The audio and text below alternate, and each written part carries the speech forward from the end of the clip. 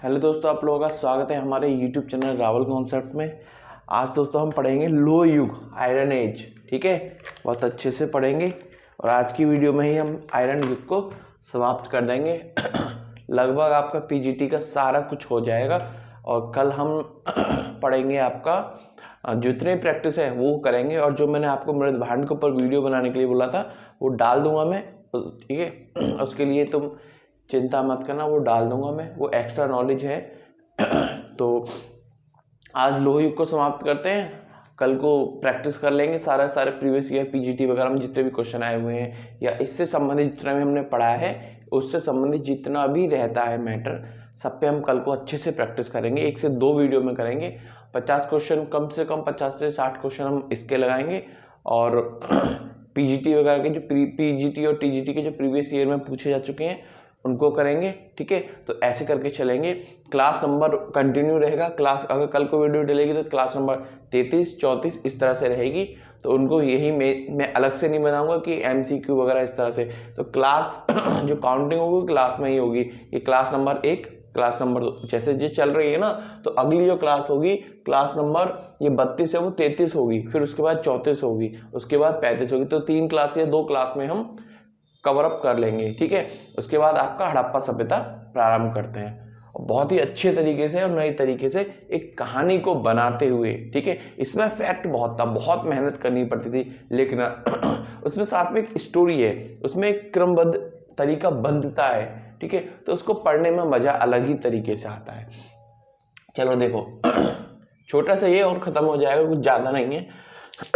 थोड़ा सा इंट्रोडक्शन लेते हैं इसका। देखो, लोह युग, लोह युग वो युग कहलाया जब लोहे का प्रयोग करना प्रारंभ हो गया। तो इसका मतलब फिर वही कि ये नहीं कि कांसे का प्रयोग बंद हो गया हो या फिर आपका पाषाण का युग, नहीं, वो अपना चलता रहेगा, लेकिन लोहे की मात्रा भी स्टार्ट हो गई थी। हम लोहे का भी उपयोग करना हमने प्रारंभ कर दिया था। ठीक है, तो जहां से लोहे का प्रारंभ या लोहे के साक्ष्य में प्राप्त हो जाते हैं तो हम उस युग को लोह युग के नाम से जानना प्रारंभ कर देते हैं, सिंपल भाषा में। ठीक है, देखो फिर भारत में ताम पाषाण काल समाप्त के अंत तक। ठीक है, देखो ताम पाषाण काल समाप्ति की बात चल रही है।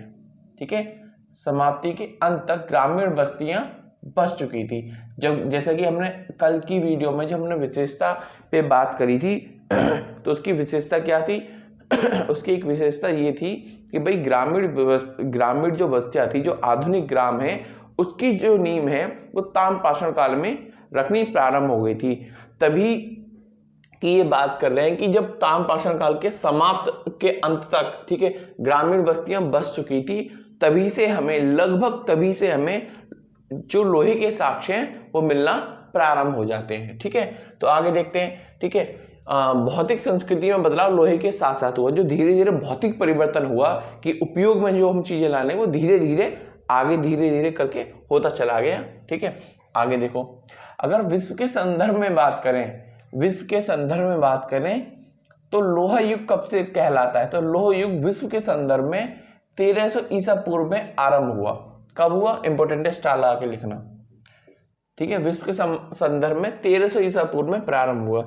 लेकिन अगर वही बात हम भारत के संदर्भ में करें, अभी लेटेस्ट की बात नहीं, अभी जो पहले हम मान के चलते रहे हैं, ठीक है, भारत के संदर्भ में अगर हम बात करें, ठीक है, तो जो साक्ष्य मिले हैं 1000 ईसा पूर्व तक इसको माना गया है।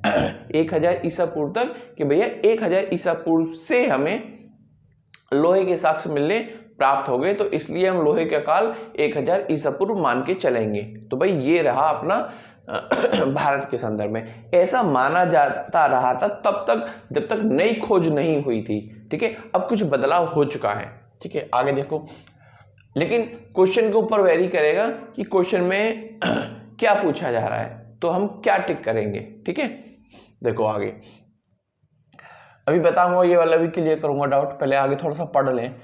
भारत में लोहे के प्रारंभिक साक्ष्य कहाँ मिले हैं? तो ये मोस्ट इंपोर्टेंट रहता है, किसी भी वनडे एग्जाम हो चाहे कोई सा भी हो।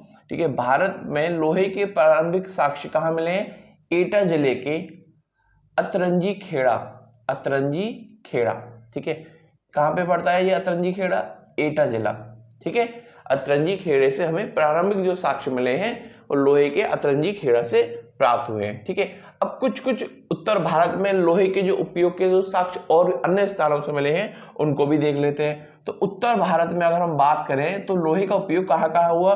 गंगा यमुना दोआब में हुआ, उत्तरी राजस्थान में हुआ और पंजाब में हुआ। तो यहाँ से हमें इनके साक्ष्य प्राप्त होते हैं, मोटे मोटे रूप से देख लेते हैं।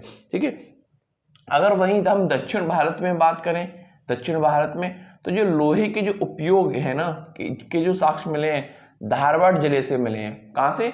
धारवाड़ जिले। और ये भी वही अतरंजी खेड़ा के समकक्ष के रहे हैं 1000 ईसा पूर्व के आसपास के। ठीक है, तो भाई यहां तक तो हमें ये पुरानी स्टडी के आधार पर हमें चीजें मिलती जा रही हैं। आगे देखो सोनभद्र जिले में, कहाँ पे? सोनभद्र जिले में कुछ देखो जो नई स्टडी हुई है उनके ऊपर बात करेंगे। सोनभद्र जिले में राजा नल के टीले, इनका क्या हुआ? उत्खनन हुआ। कहाँ पे है राजा नल का टीला? सोनभद्र जिले में, सोनभद्र जिला उत्तर प्रदेश। ठीक है, देखो राजा नल के टीले का क्या हुआ? उत्खनन कार्य प्रारंभ हुआ। साथ में कुछ अन्य स्थलों का भी उत्खनन कार्य हमने क्या करा? वहां पे प्रारंभ करा, खुदाई से पता चला। ठीक है, तो यहाँ पे जो उत्खनन कार्य हुआ या फिर खुदाई से जो हमें पता चला वो क्या पता चला? देखो हमें खुदाई से पता चला कि प्राचीन काशी और वाराणसी, ठीक है, वाराणसी में यहाँ पे जो लोहे का जो उपयोग है ना, लोहे, प्राचीन काशी और वाराणसी, वर्तमान काशी और प्राचीन काशी, प्राचीन काशी और वर्तमान वाराणसी से हमें कुछ ऐसी साक्ष्य प्राप्त हुए हैं जो कि इस बात का खंडन करते हैं कि भारत के जो एज है ना, जो 1000 ईसा पूर्व है, इसमें 500 वर्ष और ऐड करे जा सकते हैं, मतलब कि 1500 वर्ष ईसा पूर्व हो सकती है ये। ठीक है, यानी कि 500 साल हम पहले की बात कर रहे हैं, जबकि लोह संस्कृति 1500, हम 1000 की बात कर रहे हैं, जबकि 1500 जो लोह संस्कृति है 1500 ईसा पूर्व पहले ही प्रारंभ हो चुकी।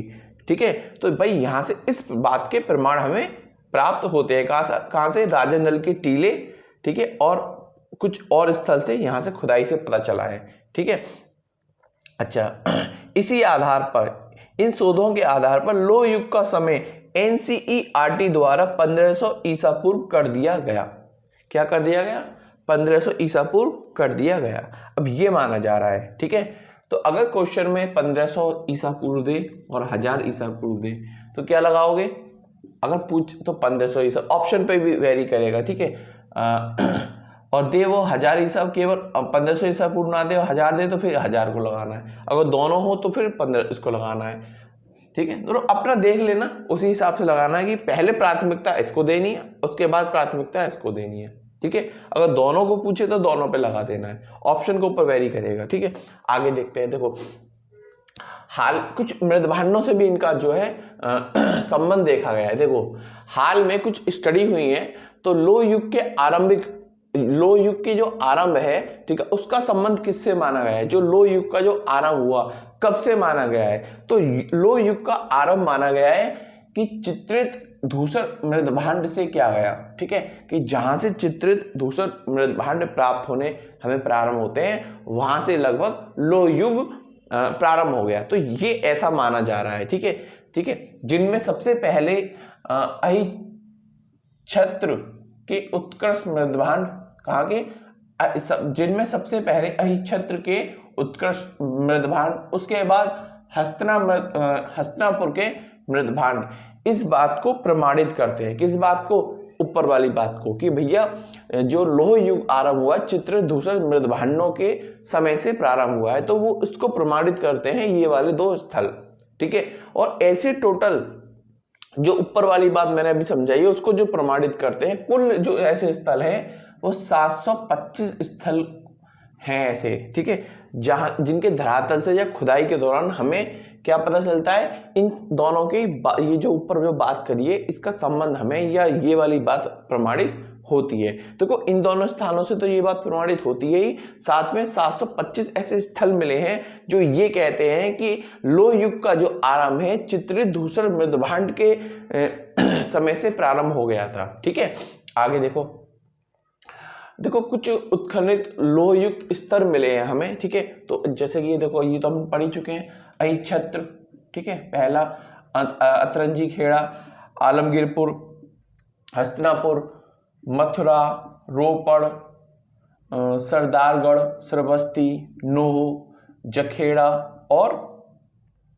काम्पिल्य, ठीक है। तो ये जो स्थान है ये इस बात को प्रमाणित करते हैं, लेकिन इसका अपवाद भी हमें एक जगह मिलता है, कहाँ पर, हरियाणा और पंजाब में इस बात का हमें अपवाद मिलता है जो कि इस बात को प्रमाणित नहीं करता, ठीक है। वो तो कुछ ऐसे स्थान हैं जैसे दधेरी, नागर, भगवानपुर, कटपालोन, ठीक है, ये 4 ऐसे स्थान है, अपवाद स्वरूप इनको आप रख सकते हो। ये क्या कहते हैं कि सिंधु सभ्यता के तुरंत बाद लोह रहित काल से इस मृदभांड का संबंध प्रतीत होता है, ठीक है।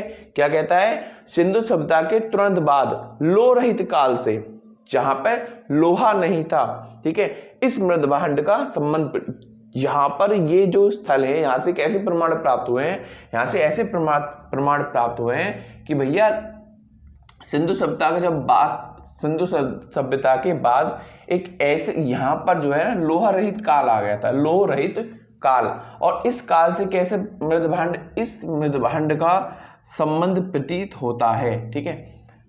तो और यहाँ पर ऐसे मृदभांड पाए जाते थे। तो ये कह रहे हैं भैया अब लोहा भी मिल नहीं रहा, तो कहने का मतलब ये है कि यहाँ पे अपवाद पैदा हो गया, ठीक है। इसके ऊपर कोई स्पष्ट रूप से कह नहीं सकता आज तक, तो इसलिए इस पे क्या है, प्रश्न चिन्ह बना हुआ है। इन मृदभांडों का संबंध लोह अवस्था से कैसे लगाया जाए, इस बात पर अभी भी प्रश्न चिन्ह बरकरार है, मतलब कि अभी भी स्टडी चल रही है। तो मैंने आपको डाल दिया था, ये अपवाद स्वरूप इनको याद रख लेना, इतना मैंने आपके लिए समझाने के लिए डाल दिया था, ठीक है। कुछ बच्चे कंफ्यूज हो जाते हैं, सर यहाँ तो चीजें नहीं मिल रही हैं, तो इसलिए ये वाला मैंने इतना पोर्शन डाल दिया था, ठीक है। तो ये अपवाद स्वरूप कुछ स्थान हैं, तो आप यहाँ तक आपको याद रखना है, इसको नोटबुक में लिखना जरूर है, और अपवाद स्वरूप आपको ये पूछा नहीं जाएगा, ठीक है। लेकिन मैंने आपको फिर भी जैसा मैंने बोला था कि डेप्थ में पढ़ाऊंगा, तो डेप्थ में बताया मैंने आपको, ठीक है। तो इतना नहीं पूछा जाता आपको, इतना ये पूछेगा। मोस्ट इंपोर्टेंट जो पूछता है वो यही पूछता है, इसका समय अवधि पूछ लेता है, और ये लोहा सबसे ज्यादा most popular, very very important अगर हम बोले तो ये वाला रहता है, इसको पूछता है, ठीक है। कुछ कुछ क्षेत्र पूछ लेता है, तो मैंने आपको दे दिया, ठीक है। तो आज की वीडियो में इतना ही था। Thank you for watching. अधिक से अधिक शेयर करो, सब्सक्राइब करो, ठीक है भैया। जितने भी आपके ग्रुप है ना, सबको बोल दो, ठीक है, सबको बोलो। Thank you for watching.